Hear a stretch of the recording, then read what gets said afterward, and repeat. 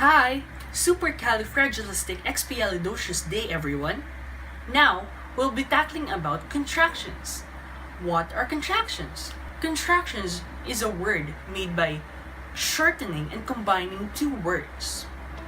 Words like I've from I and have, don't from do and not, and can't from can and not are all contractions. People use contractions in both speaking and writing.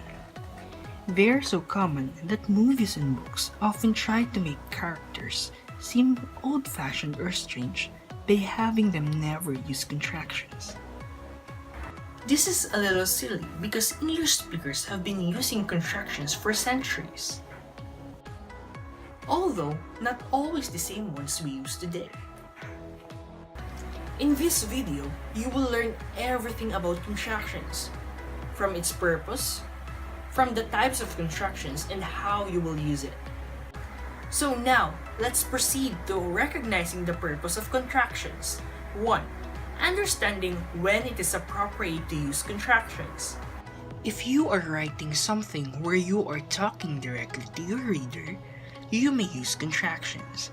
Writing a casual email or letter to a friend or someone you know well on a personal level would be an appropriate time to use contractions to keep your language from sounding stuffy or too formal. Avoid using contractions in formal documents like cover letters, medical documents, or legal documents. The only time you will use contractions in an academic essay is when you are quoting sources that use contractions. Some teachers and professors may be less rigid on the no contractions in an essay rule. Talk to your teacher about this before you hand an essay full of contractions. 2. Use an apostrophe to use contractions. For example, he is contracted to his. They are is contracted to their. You can also use contractions in questions. For example, where did they go? When you use contraction, you combine where and did together. You then replace the I with an apostrophe. Where'd they go? And 3. Know how to recognize the difference between its and its. One of the most misused contraction is the contraction its. Its is the contracted form of it is or it has. It is never the possessive form of it. Use the context of the sentence to determine if you need to use an apostrophe or no apostrophe for it. For example, it's late. You use an apostrophe because this is the contracted form of it is.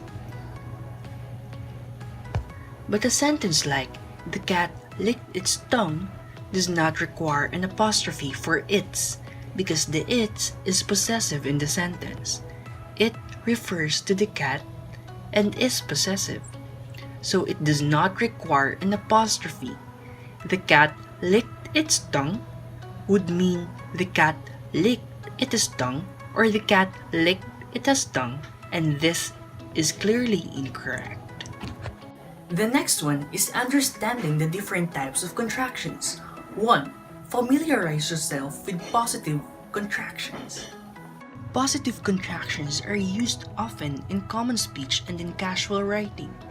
They are often used when a pronoun such as I is next to a verb, such as is. The most common positive contractions include I'm, contracted form of I am. I've, contracted form of I have. I'll, contracted form of I will. I'd, contracted form of I would or I should or I had. You're, contracted form of you are. You'll, contracted form of you will. And other many contractions. 2. Keep in mind the double meanings of some positive contractions. Some contractions such as he'd could be the contracted form of either he would or he had. The context of the sentence will help you determine which meaning is implicated by the contraction. Always read the entire sentence to figure out what contraction is being used. For example, she'd like to go to the store. This is the contraction of she would like to go to the store, as it is the only grammatically correct option. She had liked to go to the store is clearly incorrect. 3. Identify negative contractions. Negative contractions are when you take a verb, such as are, and combine it with not. The apostrophe is then used to replace the O in not, so it becomes ent. Examples of negative contractions are